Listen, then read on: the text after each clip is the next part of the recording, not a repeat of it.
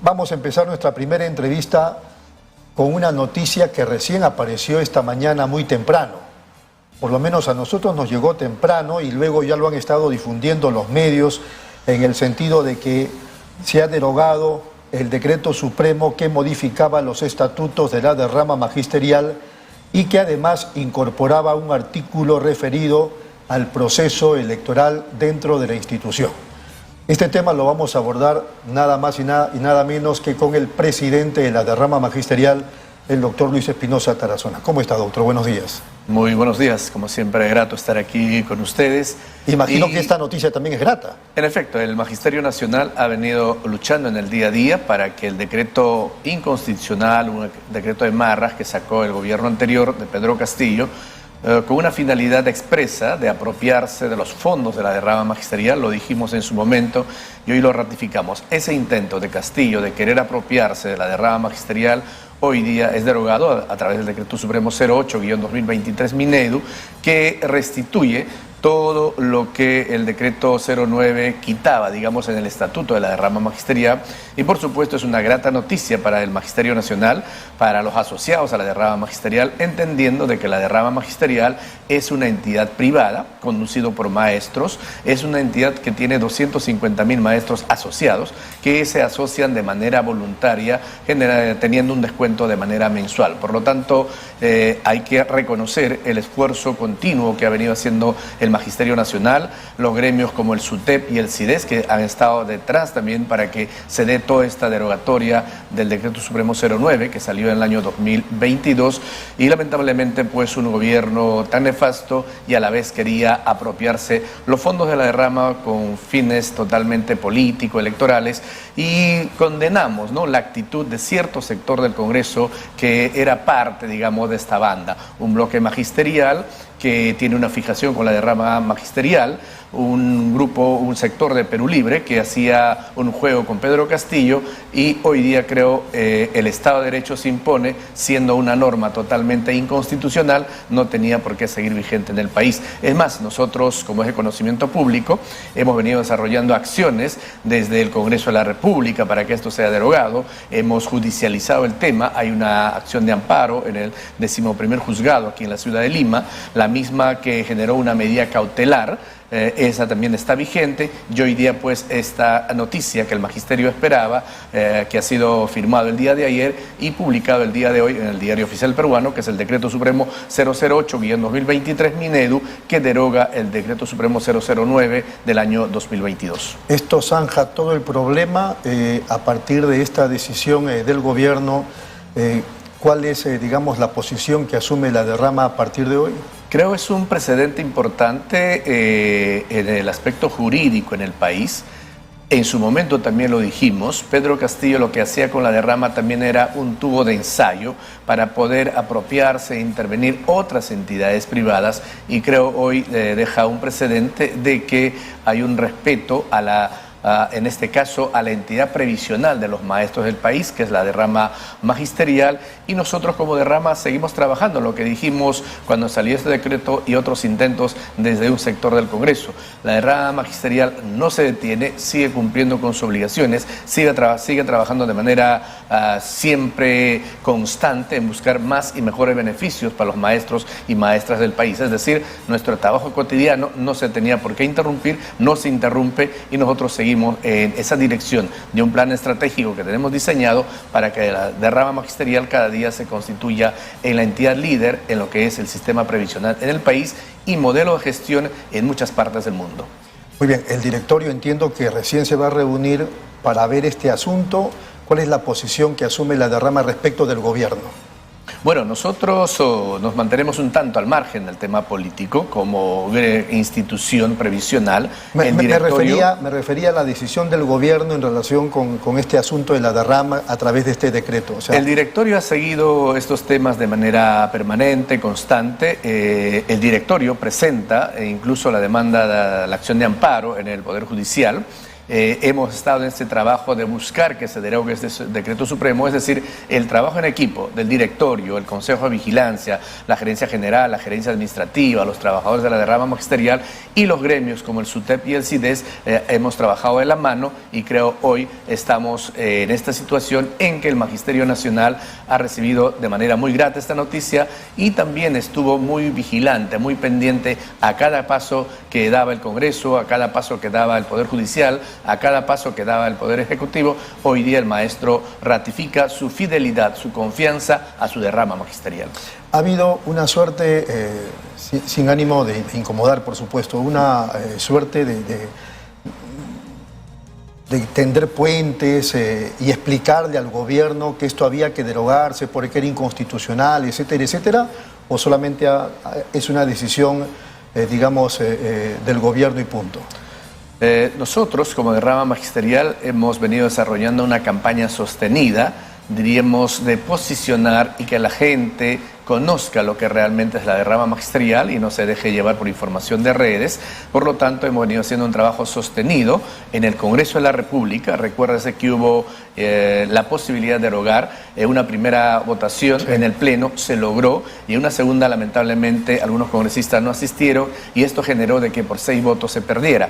Igual, en el Poder Ejecutivo hemos venido haciendo todo un trabajo de explicación de lo que es la derrama magisterial y el Ministerio, además, el Ministerio de Educación, conoce lo que es la dinámica de la derrama magisterial, conoce el día a día de la derrama magisterial, puesto que tienen un representante en el directorio y también tienen un representante en el Consejo de Vigilancia. Hoy día en el directorio se encuentra el señor Heriberto Bustos, se encuentra el señor Molinari en el Consejo de Vigilancia. Igual ellos han entendido de que este decreto supremo, el 09, emitido por Castillo, era inconstitucional y por lo tanto el camino era la derogatoria. Es decir, la derrama no se ha detenido, hemos seguido, como usted dice, tendiendo puentes, diálogo, explicación en todos los escenarios, ¿no?, del quehacer cotidiano en el país. Muy bien. Le voy a preguntar sobre la ministra de Educación, el perfil, qué impresión tienen ustedes respecto de la gestión que está ya desarrollando desde hace algunos días. Pero antes, una posición suya sobre el doctor Idel Wexler, lo entrevistamos hace algunos días atrás, pero como ya todos sabemos ha sido ratificado como miembro del Consejo Nacional de Educación. Son decisiones de gobierno, el Ministerio de Educación, no somos nadie para en todo caso cuestionar. El gobierno, el ministerio habrá visto las cualidades personales, profesionales, entiendo yo, y por eso hay un nuevo Consejo Educativo Nacional, nuevos integrantes, y dentro de ella el doctor Idel es ratificado, ¿no? Entonces el magisterio, creo, entiende el rol que juega en el tema educativo el doctor Idel Wexler. ¿Y qué le parece Magnet Márquez, la nueva ministra de Educación? Ella ha sido viceministra de Gestión Institucional en la gestión del señor Becerra, pero más allá de las personas, una opinión muy personal, es de que es importante hacer cambios en la política educativa en el país.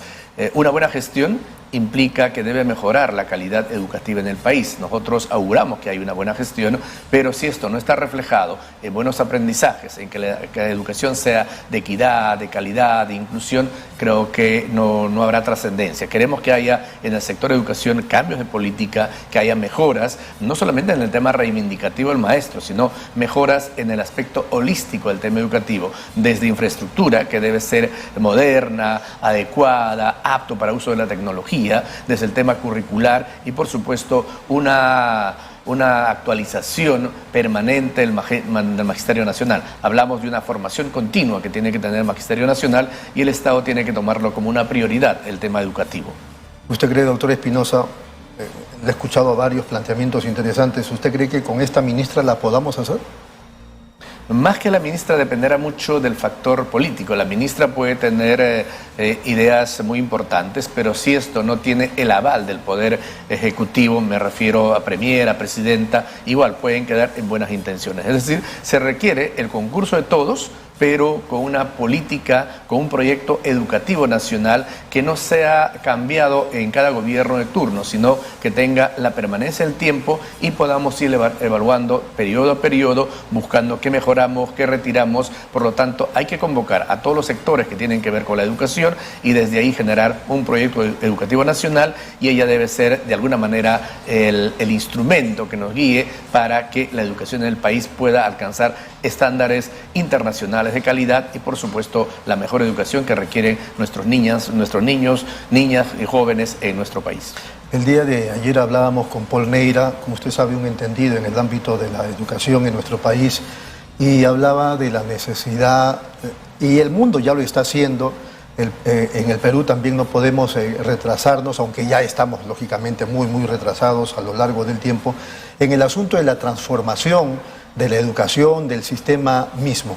Yo le pediría una opinión sobre eso, un análisis breve, pero luego de la pausa, doctor, si fuera tan amable. Regresamos en unos momentos aquí en Pulso Informativo.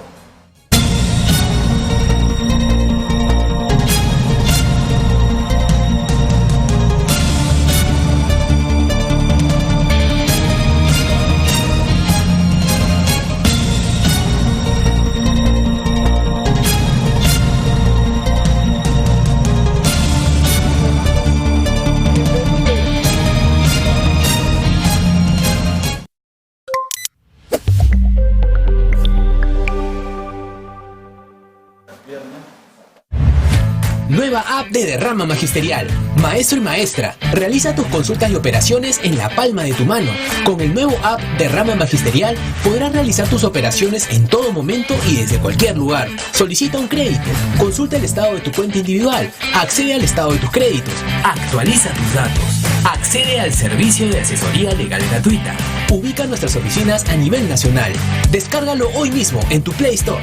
Derrama Magisterial, seguridad social para el maestro. ¿Buscas lo mejor para tu hogar? En Plaza Hogar podrás elegir, diseñar y plasmar todas tus ideas. Todo lo que soñaste está en Plaza Hogar. Diseños exclusivos y precios sin competencia. Cómprale al Perú. Ven a Plaza Hogar. La emoción de encontrar lo mejor para tu hogar. Avenida Angamos, 1551 Surquillo.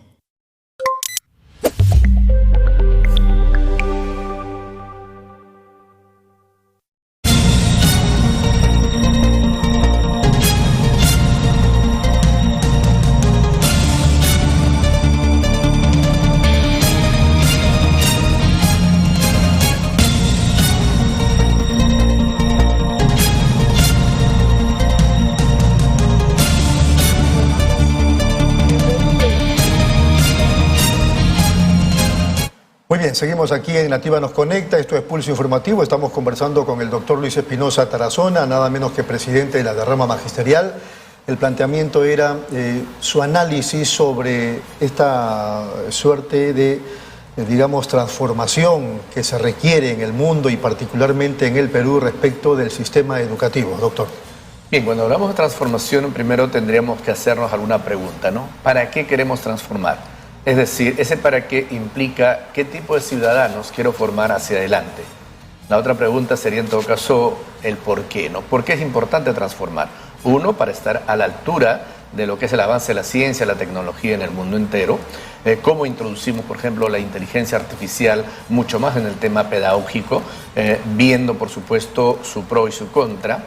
El cómo lo tenemos que hacer, quiénes tienen que intervenir y, por supuesto, cuándo, ¿no? Creo que todos podemos hablar de transformar.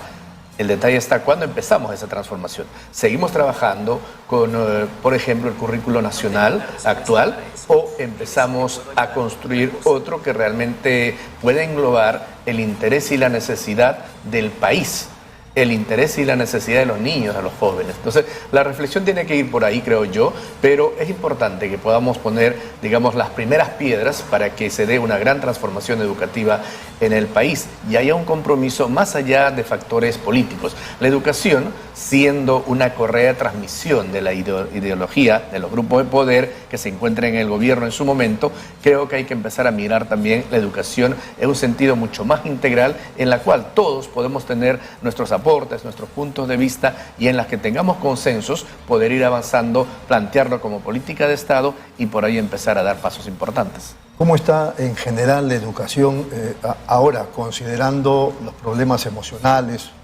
que se han dado en el mundo y particularmente en el Perú, donde hemos tenido un encierro de 2 años?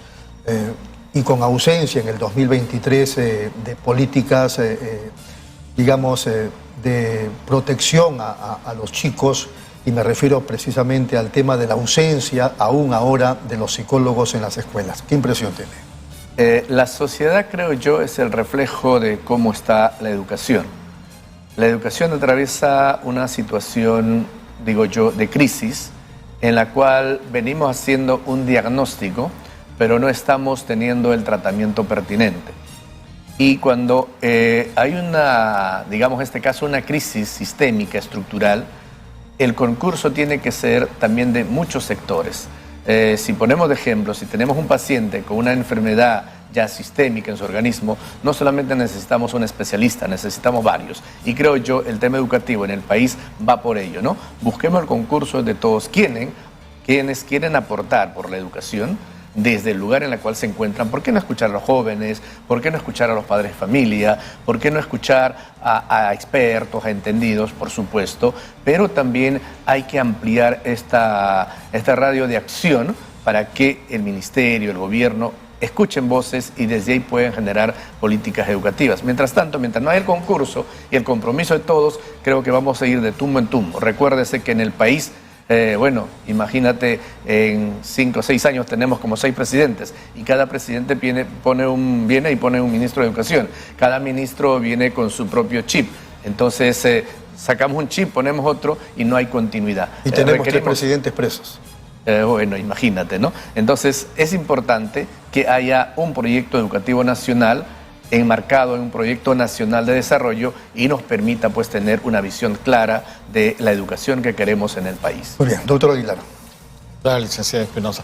Mire, hay 2 temas importantes, creo yo, que se debe resaltar. Uno es el tema de este decreto ministerial 150 del año 23, firmado por el ex ministro Becerra, en el cual prácticamente hace o regulariza la entrega de la administración de la educación hacia la municipalidad, no la municipalidad, sino la región Lima Metropolitana, que es lo correcto decir. Ese es un punto. Y el otro punto, casi no ha sido sorpresa esta resolución que ha derogado este decreto supremo que habían prácticamente iban a asaltar la derrama magisterial, porque hay que decirlo con sus palabras completas, para que la gente un poco entienda de cuál era sido la pretensión que habían hecho algunos congresistas de este bloque magisterial, precisamente, ¿no? No sé si nos podría explicar un poquito de eso, licenciado. Bueno, primero, por lo que refieres, ¿no? El tema de la transferencia de competencias al gobierno regional de Lima. Gobierno regional municipal. Gobierno regional municipal de Lima Metropolitana, sí, ¿no? Porque el otro es región Lima, para que no vayan a malentender a veces. Entonces, ahí yo parto por igual hacer una evaluación, digamos, de la descentralización que se ha dado en el país. Digo descentralización entre comillas. Bien, las regiones se han constituido en una mesa de partes más del Ministerio de Educación o tienen autonomía. Y la verdad es que no tienen autonomía. Los gobiernos regionales no tienen autonomía solo por poner de ejemplo, para contratar un maestro, hacen, digamos, todo el proceso, pero al final, Ministerio de Educación. Quiero construir un colegio, hago todo el proceso, al final, Ministerio de Educación. Quiero mayor presupuesto, al final, Ministerio de Educación, Gobierno Central. Entonces, no hay una real descentralización. Creo yo, es un remedio de centralización y mientras no tengan autonomía, no entiendan la educación en el país no uniforme, sino particular a cada región, vamos a seguir con lo mismo. Y va a pasar lo mismo en Lima. Lima Metropolitana, por su diversidad, por la cantidad de población que alberga, creo yo, igual. Se va a convertir solo en una mesa de partes, pero sin autonomía. Se habla de presupuesto. Hoy día Lima va a tener presupuesto, pero si no le da el gobierno central, no lo va a tener. Si el Ministerio de Educación, de Economía no transfiere los fondos, no lo va a tener. Entonces, creo yo, siendo una muy buena intención, no resuelve la crisis educativa que viene atravesando el país. En cuanto al segundo punto, en efecto, nosotros, como de rama magisterial, al día siguiente de publicado el Decreto Supremo 09 de intervención y robo... Perdón, es una institución privada. En efecto. No depende ustedes del Ministerio de Educación, nada, solamente es una organización privada. Así es, la derrama magisterial es una entidad privada con autonomía administrativa, económico-financiera. Los maestros que son parte de la derrama son maestros asociados de manera totalmente voluntaria. No hay un solo maestro a quien lo lleves de las narices y le digas, oye, tienes que afiliarte a la derrama. No es así. El maestro ve beneficios, ve servicios y dice, no, yo quiero ser parte de la derrama magisterial. El Estado no tiene un solo sol en la derrama magisterial. El antecedente es de que en el año 65 se crea, inicia sus funciones en el año 66, del 66 hasta el año 82 lo condujo el Ministerio de Educación. Pero este fue un periodo nefasto para el magisterio. Un maestro iba a retirar su fondo, luego de cesar. Algunos no tenían y otros tenían, reza la historia, solo para que le pueda cubrir su pasaje de ida hasta Ventanilla, que era la oficina, y ni siquiera para el pasaje de retorno tenían. Otros, un poco, los que tenían una cantidad un poco mayor, decía Eduardo González Viaña, alcanzaba solo para que pueda comprar un pollo a la brasa. Hoy día no. Desde el año 84 hacia adelante hay una conducción de dos gremios, el SUTEP y el CIDES, y desde ahí viene todo un proceso de reflotamiento. Primero, cumplir con más de 5.000 expedientes que pedían devolución de fondos. El patrimonio que tenía la derrama en aquel entonces era 31 soles. Eso fue el patrimonio. Hoy día estamos por encima de los 3.000 millones de patrimonio que tiene la derrama, que justamente demuestra, ¿no?, la gestión exitosa, eficiente, de honestidad y responsabilidad que se tiene frente a la derrama magisterial. Entonces, a lo que tú comentabas, nosotros hemos venido haciendo un trabajo sostenido de conversar con congresistas que nos podían entender y escuchar, incluso congresistas afines al decreto, al menos escuchaban, pero lamentablemente ya tenían una idea muy centrada. Ese decreto, ¿no?, o este asalto que se pretendía hacer a la derrama, ¿con qué pretexto lo hacían? Esto lo ha hecho el gobierno de Pedro Castillo. El pretexto que utilizaban era, entre comillas, siendo maestro Pedro Castillo. El pretexto era democratizar la derrama. Supuestamente no se hacía una elección democrática, sin conocer los mecanismos, cómo se elige el directorio. Lo segundo, Pedro Castillo y los maestros del bloque magisterial... ¿Cómo se llama el congresista este Tello? Creo que era el que propiciaba. Edgar Tello, creo que era el que propiciaba. Ambos, hasta el mes de julio del año 2021... asociados a la derrama magisterial. No le puedo creer. Ambos. Inclusive años atrás, o sea, ellos han sido parte por supuesto, de la derrama magisterial. Increíble, ¿eh? Tanto Pedro Castillo como el congresista que hace referencia han sido... Edgar Tello, son asociados a la derrama magisterial. Entonces, siendo asociados, lo que ellos buscaban era tomar por asalto a la derrama magisterial. Reitero, la administración de la derrama. No para conducirlo, no para gestionar, sino para apropiarse el patrimonio que tiene la derrama y todo lo que tiene, pues, a favor del magisterio. Entonces, la mala fe o la maldad, tanto de Castillo como este bloque, era justamente dejar sin beneficios previsionales a los maestros y maestras del país. Y fuimos claros nosotros al explicar de que el objetivo real era ello, y además, un decreto supremo no puede regir los destinos de una entidad privada como es derrama magisterial. Así es, totalmente. No te pueden imponer hacer unas elecciones cuando tú no eres parte de ello. Y eso es lo que ha quedado hoy día, creo, demostrado, de que la derrama magisterial tiene solidez, tiene éxito y hay una fidelidad de parte de los maestros y maestras del país. Vamos a ir a una brevísima pausa y luego seguimos conversando con el presidente de la derrama magisterial. Y vamos a abordar, lógicamente, este asunto de los vouchers educativos que ha planteado desde el Congreso el congresista Alejandro Cabero. Regresamos.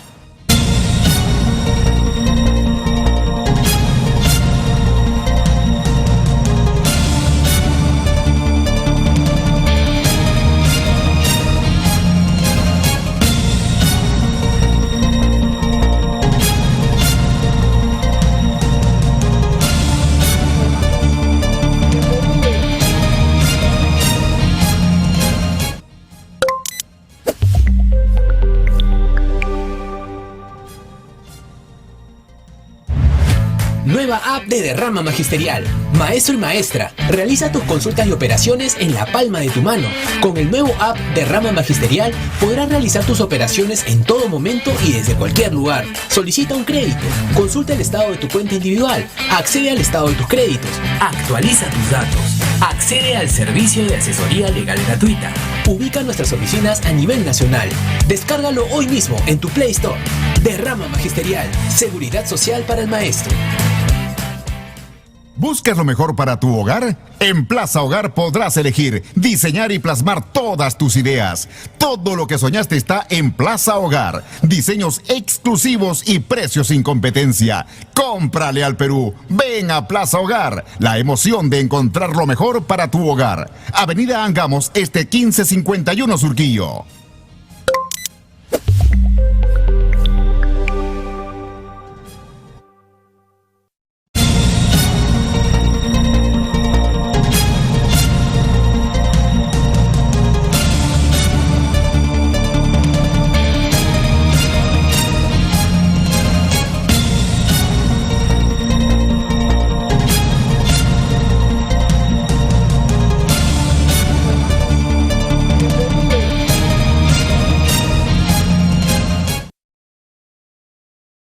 Muy bien, seguimos aquí en Nativa Nos Conecta, esto es Pulso Informativo. Les cuento que más adelante vamos a conversar con el ex viceministro de Justicia, Gilmar Andía Zúñiga, a propósito de nuestra tremenda fiscal de la Nación, Patricia Benavides. En estos momentos seguimos dialogando con el presidente de la Derrama Magisterial, Luis Espinosa Tarazona. ¿Qué impresión tiene, porque ya nos habló hace minutos del perfil un poquito de la actual ministra, pero qué impresión tiene de la gestión un poco corta del ministro Óscar Becerra, considerando además que él, salvo que yo lo haya entendido mal, haya visto mal, digamos, ha jugado casi en pared con el alcalde de Lima para justamente se haga lo que legalmente se puede hacer, ¿no? Que se transfiera el ámbito de la educación para la municipalidad metropolitana. Y además, considerando también que ellos en algún momento se han referido, tanto Becerra como el alcalde de Lima y Alejandro Cabero ha presentado la propuesta del voucher educativo. Bueno, el caso del ministro Becerra creo que le tocó un periodo importante que ha sido garantizar el año escolar 2023. Ha estado enfocado en ese tema de que se dé un buen inicio del año escolar, más allá de los temas de los fenómenos naturales que se han presentado en el país, y hay que valorar, ¿no?, de que ha habido ese empeño, ese esfuerzo para que el año escolar inicie de manera, no será al 100%, pero creo yo con el compromiso de que este año 23 debe haber toda una cruzada por un tema de que la educación vaya a buen puerto, digamos, ¿no? En cuanto a los vouchers, en el país lamentablemente hay cosas que se copian. Se copian lo que ha pasado en otros lugares, pero básicamente hechos, anécdotas o proyectos que han fracasado. El ejemplo más cercano que tenemos ha sido Chile, claro, con los vouchers. ¿Qué pasó en Chile? Becerra llegó a decir que los vouchers educativos eran una buena alternativa porque los colegios públicos, pues no pasaba nada con los colegios públicos. Yo creo, en vez del voucher educativo, con la experiencia que le estoy contando, y la gente puede introducirse un poco más a la experiencia chilena para ver de que no fue exitosa, lo que tenemos que apostar es cuánto más invertimos en la escuela pública en el país. En el país tenemos escuelas seccionadas. Tenemos una escuela con aproximadamente 26 colegios, que son los colegios de alto rendimiento. El presupuesto que destina el Estado es mucho mayor. Entonces, si tienes 26 colegios, que son, digamos, el top en el país, y haces una buena inversión, tienes alumnos del sistema internado, que es otro tema a debatir, en pleno siglo XXI no puedes tener chicos en un sistema internado, pero bueno, es la política que tienen, es un sector. Luego tenemos otro sector que es el famoso GEC, los colegios de jornada escolar completa, donde los alumnos tienen 45 horas de clase, los profesores 32 horas semanales, en la cual hay una inversión también igual mayor. Es el grueso, digamos. Es un sector, diríamos, no tan grueso. El sector grueso es la educación básica regular, donde tenemos más de 50.000 escuelas, que lamentablemente están abandonadas o el presupuesto que se destina es el más bajo. Entonces ya tenemos un colegio de alto rendimiento, con una inversión mayor que tiene el Estado, Luego vienen los G, con una jornada escolar mayor a lo que tiene la escuela regular, que es la mayoría, y también tienen los colegios de alternancia, en las zonas altoandinas, en la zona de selva, donde los maestros y alumnos se internan, ¿no? Y se hace igual, todo un esfuerzo. Entonces, si tú tienes 4 tipos de colegios, solo por mencionar, aparte si sacamos la educación básica alternativa, la educación básica especial, etcétera, en los CEBAS, vas a tener que en el país tienes una ramificación de escuelas. Primero hay que buscar por qué no invertimos lo mismo en todos los colegios. Si un GEC le pongo laboratorio, le pongo canchas para que hagan deporte, le pongo espacios de arte, de cultura, ¿por qué no hago lo mismo en las escuelas públicas en el país? Entonces partimos por un tema de presupuesto. Por eso en su momento se hablaba de que en el país hay una carencia de más de 100.000 millones de soles para poder invertir en educación. Entonces, mientras haya estas brechas y se siga elitizando la educación, porque los colegios de alto rendimiento pasan a los chicos, 3.000 chicos que se presentan, por ejemplo, para que ingresen un promedio de 100 a 200 alumnos.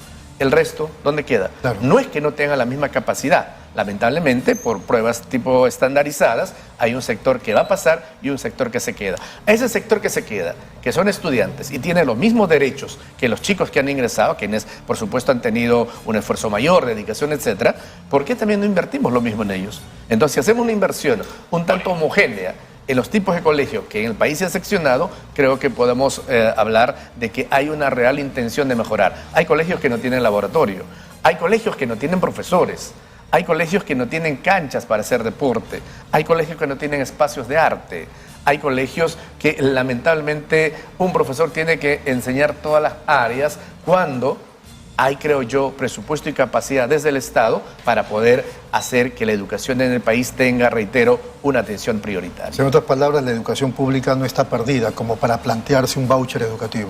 La que mejor responde en el mundo, y la pandemia ha sido un ejemplo, es la educación pública.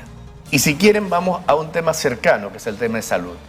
La pandemia creo que ha demostrado de que ha salvado a miles de humanos, millones de humanos en el mundo, lo que es la educación, la salud pública.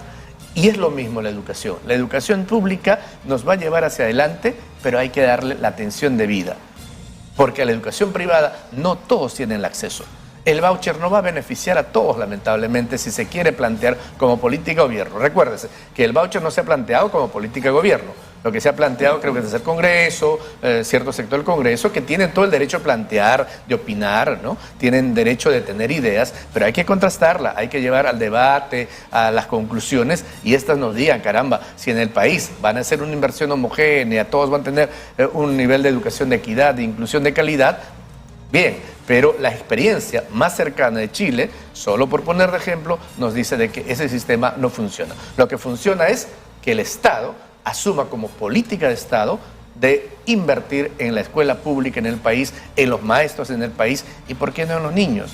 Si ustedes analizan, un alumno en un colegio de alto rendimiento, el Estado invierte algo de $28.000 y en una escuela pública, un niño invierte cerca de $300. Mira la diferencia. Entonces, esa brecha también hay que romper. Pero mucha gente no habla del tema. Hablan como si la educación y las escuelas en el país fueran un tanto homogéneas, y no es así. Ya les he puesto el ejemplo. Tenemos en general 4 bloques de... Para cerrar el tema entonces, no está a favor del voucher educativo.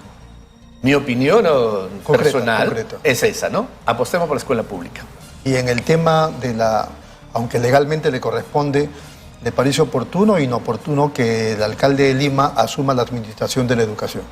Lo mismo digo ahí, creo, siendo importante el tema de descentralización, la experiencia nos dice que tampoco funciona. Veamos las regiones, las carencias siguen lo mismo, la educación sigue abandonada. Entonces, creo yo, más allá de pasar competencias, lo que se debe hacer es evaluar cómo está el proceso de delegación de función de responsabilidades que se ha hecho no ahora, sino muchos años atrás a las regiones. Si ahí me dicen, caramba, funcionó, fue exitosa, bienvenido. Pero creo que la evaluación nos va a decir que seguimos de mal en peor. Doctor Aguilar. Sí, efectivamente, licenciado, en ese aspecto, bueno, el voucher, así como usted lo ha descrito, claro, ha fracasado en Chile porque era obligatorio para todos. Pero pongamos así como las escuelas estas de alto rendimiento, que son los alumnos que sobresalen o que tienen algún tipo de mérito, por querer estudiar, por querer salir adelante. ¿Usted cree que haciendo un poco de selección en diferentes ítems se podría tener una adecuación de estos vouchers? O sea, no a todos, ¿no? Porque todos no estudian ni tienen la gana de aprender ni de estudiar, pero hay otros alumnos que sí, que no tienen los recursos y que podrían ir a una escuela particular y que el Estado subsidiara su educación. Digo temporalmente, claro, ¿no? Hasta que la educación vuelva a hacer lo que era antes. Yo tengo mis reparos, ¿sabe por qué? Lamentablemente en el país, para acceder, en el caso de los jóvenes o niños, las evaluaciones son muy estandarizadas. Tú vas a ingresar a un colegio de alto rendimiento, por ejemplo, si eres bueno en matemática, en comunicación, básicamente. Pero hay chicos buenos en fútbol, hay chicos buenos en danza, hay chicos buenos en pintura, dibujo, hay chicos buenos en lo que es las relaciones interpersonales, hay chicos que son muy buenos en el manejo socioemocional, hay chicos que son muy capaces en el manejo de la inteligencia emocional. ¿Cómo lo evaluamos ellos? Ellos no entran en ese sistema. Ellos no son evaluados porque la evaluación va a ese nivel, ¿no? Comprensión de textos, resolución de problemas. O sea, matematizamos y llevamos a un nivel de comunicación todo lo que es éxito en la escuela. Eso también hay que romper. Entonces, busquemos colegios de alto rendimiento para el deporte, colegios de alto rendimiento para chicos que destacan en lo que es el arte en general, colegios de alto rendimiento para chicos que quieren ser, digamos, expertos en el tema matemático. Eso difundirlo en todo el país, ¿no? Porque hay mucha calidad humana en el interior del país. Mira, hay chicos que provienen de escuelas públicas y lamentablemente las más abandonadas y son los referentes, por ejemplo, en los ingresos a las universidades. ¿Quién lo vio eso? Nadie.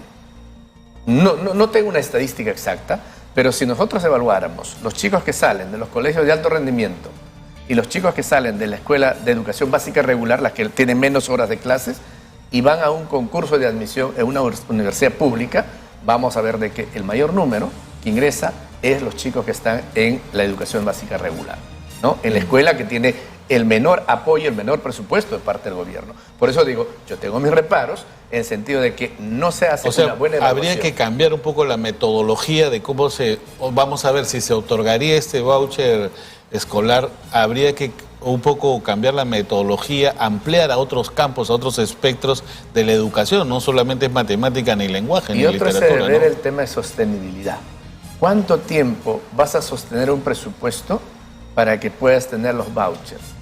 Y si ese presupuesto es estático, vas a tener que un sector de jóvenes, niños, te van a rebasar, porque cada día hay una mayor población escolar, ¿no? Es otra arista que estamos viendo. Uno es el tema... Claro, esto no es una cosa finita, esto viene en aumento, obviamente. Sí, entonces plantearlo de que no, queremos que haya voucher, que se pague 600 soles, con eso hacemos por acá, por allá, no, eso es muy mecánico.